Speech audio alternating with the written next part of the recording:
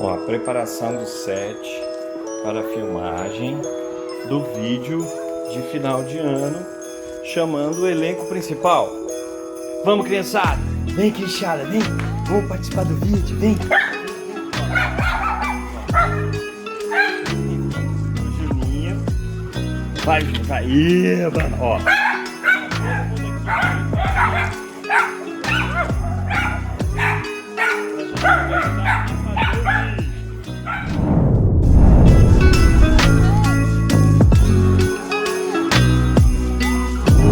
Ó, bem o ritmo de final de ano. Pera aí, menino. Tá faltando uma, tá faltando a Beluga. Vem, Beluga, vem. Amigos. Apareceu a Beluga aqui, ó. Essa é a Beluga, ó. Queridos amigos invejáveis, eu sou o Silvio Kaviski. Antes de mais nada, eu gostaria de convidá-los a se inscreverem no meu canal, a curtirem, a compartilharem, a ativar o sininho aí das notificações, porque toda terça e toda sexta eu vou estar postando um vídeo novo sempre. Mas dia 25 de dezembro de 2020, pois é, este Natal pandemônico, um Natal bem diferente. E esse vídeo é um vídeo que vai sair um pouco do padrão dos meus vídeos normais, porque eu sempre estou falando de viagem. Para quem não sabe, o meu canal é um canal de viagem. Eu falo das minhas aventuras aí pelo mundo. Mas esse vídeo eu vou fazer uma coisa um pouco diferente. Eu vou falar um pouco da métrica do canal e eu vou falar também um pouco do sentido do Natal para mim.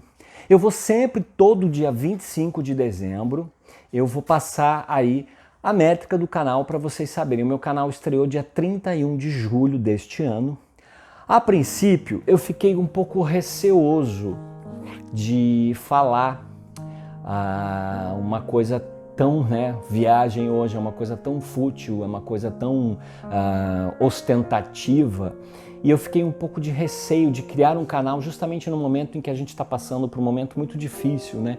Muitas pessoas com necessidades, por N motivos, por causa dessa confusão que está acontecendo aí.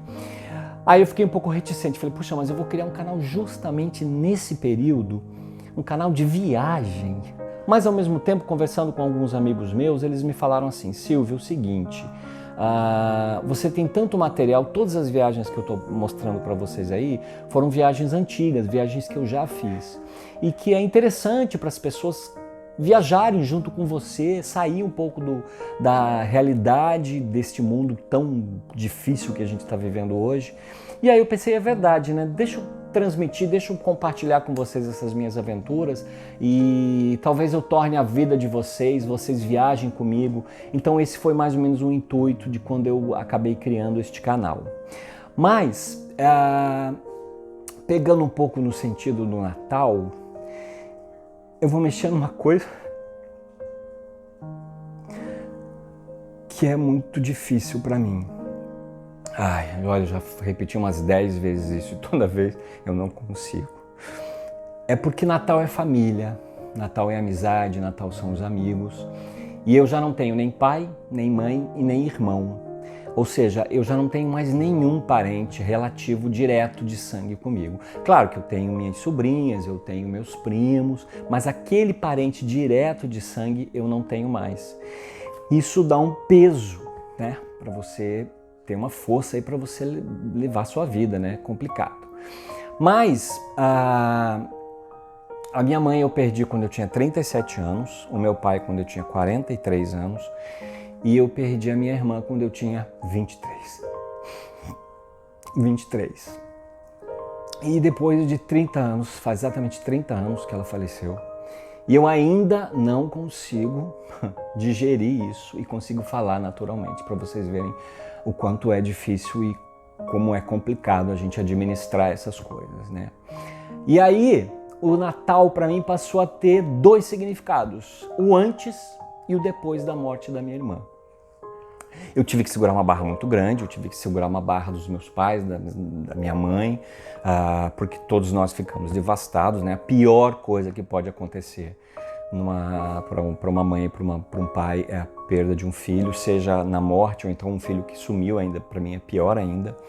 Mas eu tive que segurar, eu fui o filho que ficou, eu fui o filho que tive que, né, as pessoas chegavam para mim e diziam assim, você tem que ser forte.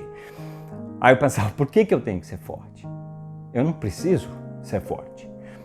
E será que eu consigo ser forte para segurar uma barra? Mas eu consegui. E tô aqui falando com vocês. Mas, quando isso aconteceu, da morte da minha irmã, a vida para mim ficou preto e branco. As coisas não tinham mais graça. Eu via os meus amigos, eu tinha 23 anos e eu via os dramas dos meus amigos, e quem tem 23 anos são os dramas de que não vão passar na faculdade, de que o Juninho tentando dormir ali, mas enfim, não tem problema. Os dramas, né, dos meus amigos, dizendo que os irmãos não estavam estudando, estavam com problemas, e eu naquela ocasião, os meus maiores problemas, eu vivia os maiores problemas da humanidade, né, coisas normais da vida. Mas, e outra coisa, fazendo um gancho para o Natal, como eu disse, o Natal ficou o antes e o depois, porque o antes da minha irmã falecer, os nossos natais eram exuberantes. Eram natais com muita festa, com muito presente, muita gente. E depois que ela faleceu, o Natal para mim virou uma coisa, virou uma tristeza só, virou muita dor. E porque eu sabia, né, nós continuamos nos reunindo com a família, a gente saía para as festas, tudo. Mas eu sabia que naquele momento, de desejar o Feliz Natal, de abraçar outra pessoa, eu sabia que os meus pais estavam devastados e eu também estava devastado. Então o Natal passou a ser a pior data do ano para mim. Ainda confesso que é difícil digerir o Natal. Então a gente faz um link, né, com esses comerciais de televisão, né, tudo tão bonitinho, né, são famílias se encontrando, aquela mesa posta maravilhosa, assim como se o Natal fosse feito só para as pessoas que são felizes e que não estão passando por nada. E aí o Natal passou a ser para mim uma coisa das pessoas que não têm isso, né, das pessoas que não têm família, das pessoas que perderam um ente querido. Nós estamos vivendo aí um momento muito difícil, muita gente perdendo, muita gente querida. O Natal de quem está doente. E a gente não pensa nessas pessoas, né? De como é difícil o Natal para essas pessoas. Mas voltando à coisa da ver a vida em preto e branco, isso foi, ela faleceu em novembro de 90. Em 92, no início de 92, eu tive um convite para vir para o Rio de Janeiro, que é onde eu estou hoje, né?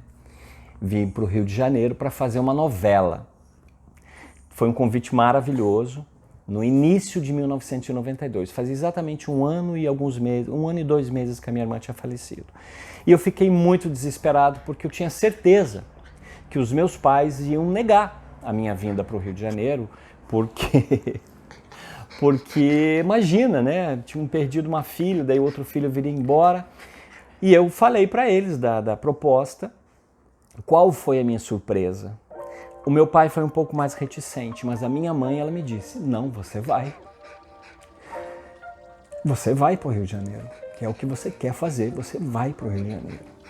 E eu vim, né? E não só isso, para vocês terem uma ideia de como a minha mãe era uma pessoa muito forte.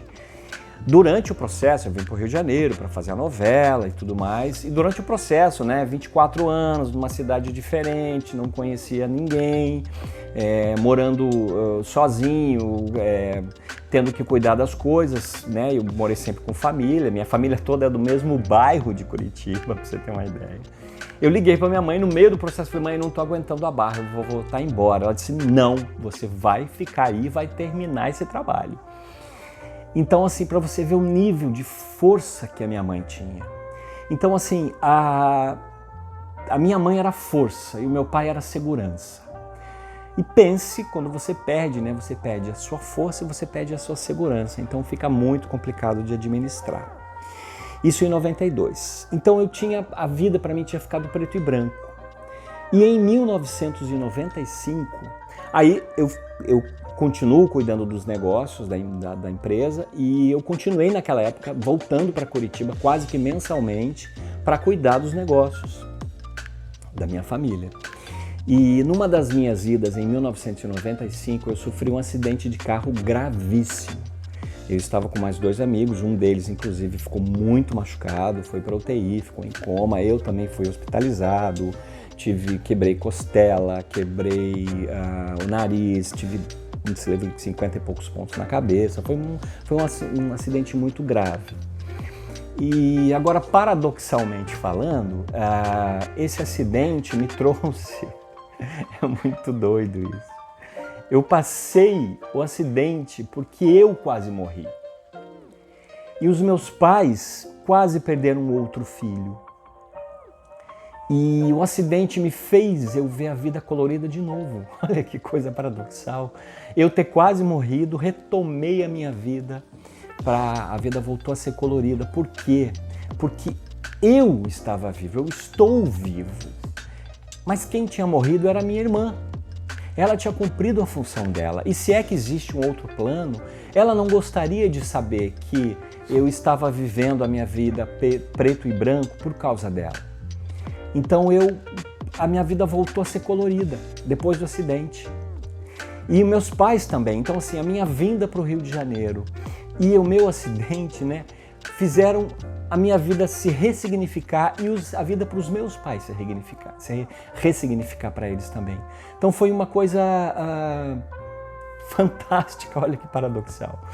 Mas aí fazendo um link, por que o meu canal fala de viagem, por que eu estou falando todo esse discurso, né? Porque hoje eu não tenho religião. A minha religião é o amor. Pode parecer piegas, né? E plante amor e você vai colher amor. É isso, só isso. Não precisa de mais nada. Não precisa acreditar em Jesus, não acreditar em não. É o amor, propague o amor. Pronto, ponto final. Mas, fazendo um link aí com o meu canal, né? Por que eu falo de viagem e tudo mais, eu acho que o grande sentido do Natal para mim é o seguinte. Quando eu viajei para o Egito, eu viajei durante o Ramadã. O Ramadã é um período para os muçulmanos, para os islâmicos, um período em que eles fazem jejum, eles são 40 dias que eles não bebem e não comem nada, e quando o sol nasce até o sol se pôr, eles não põem nada na boca. Isso é um jejum que eles fazem, tem outras coisas e que a gente levianamente, a gente acha que é só o jejum. E quando eu estive no Egito, o nosso guia era islâmico e ele estava fazendo o jejum, né, do Ramadã. E aí eu perguntei para ele como é que ele aguentava, que a fé tinha que ser uma coisa muito grande, para ele segurar a onda de ficar esses 40 dias. Deixa eu mais pra cá um pouquinho para o povo te conhecer. Ó, essa é a beluga. Essa é a minha vira-latinha linda. Gente, eu peguei ela abandonada. Essa lindeza aqui estava abandonada. Mas agora não está mais, porque está comigo. Mas voltando, falando do Ramadã.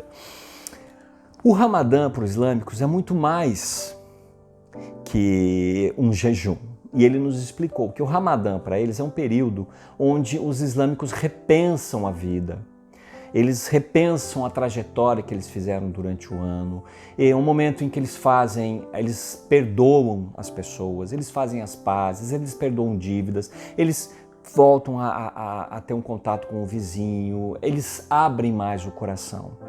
E eu achei isso tão maravilhoso. Eu acho que o Natal, independente se é o nascimento de Jesus, se é o nascimento sei lá do quê, gente, o Natal é isso. É um momento que a gente tem que perdoar. Perdoar é muito bom. É um momento em que você vai rever algumas pessoas da sua família. É um momento em que você vai retomar algumas coisas. Então, assim, eu acho que para mim o sentido do Natal é perdoar, independente de qualquer outra coisa.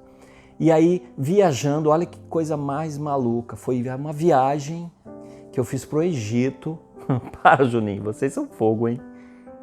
Uma viagem que eu fiz para o Egito me trouxe. Então, o quanto é importante você sair do seu quadrado, você ir para um país diferente, para uma cultura diferente. Então, pegando aí o gancho pro meu canal, tá aí uma coisa que eu acho que eu queria terminar esse vídeo falando isso, né, de sentido do Natal. E a minha métrica do canal, gente, o meu canal eu criei dia 31 de julho. Hoje eu tenho 680 inscritos. Uau! Então, são 680 invejáveis junto comigo. Então eu estou convidando você a se tornar um invejável também. E o ano que vem, quando eu parar novamente no dia 25 de dezembro, eu vou passar novamente essa métrica aí do canal, para que vocês saibam. E eu tenho que pensar o seguinte, gente, esses grandes canais do YouTube, um dia eles tiveram 680 inscritos. Se a gente não começar, a coisa não sai do lugar. Então, muito obrigado a você que está assistindo, muito obrigado a você que se inscreveu e eu novamente convido todos vocês a se inscreverem no meu canal, a curtirem, compartilharem, ativar sininho. E eu abri um pouco da minha intimidade, são assuntos complicados, mas eu acho que fica aí essa minha mensagem aí de Natal para os invejáveis. Até o ano que vem. Grande beijo a todos. Vem dar beijo, vem dar beijo para todo mundo, vem. Ó, vou apresentar isso pra vocês. Vem cá, vem. Ó. Esse é o Neto. Vem, Chazinho, vem aqui. Esse é o Chá. Juninho, aquele chato lá que tá fazendo trabalho. Juninho, aqui. Júnior, aqui. Juninho. Vou pegar ele, peraí. E esse é o Júnior. O Júnior é pai desses dois malucos. Eu sou muito... vai continuar aqui, eu vou... É o seguinte, gente, eu sou muito a favor de cachorro vira-lata. Mas o Schnauzer aconteceu na minha vida de uma forma muito maluca. Eu me apaixonei por uma Schnauzer, que foi a Pimenta, um pet shop. E o Schnauzer entrou na minha vida, tá bom? E esse, te mostrar... E essa aqui, ó, como ela é nervosa. Essa aqui é a Beluga, a minha super vira-latas. Então, mais uma vez, queridos invejáveis, se inscreva no canal para você se tornar um invejável junto comigo. E curta, compartilhe, faz tudo que essa coisa que o YouTube pede para que eu me estimule e faça cada vez mais um conteúdo melhor para vocês. Até o ano que vem. Agora definitivo, agora acabou. Acabou.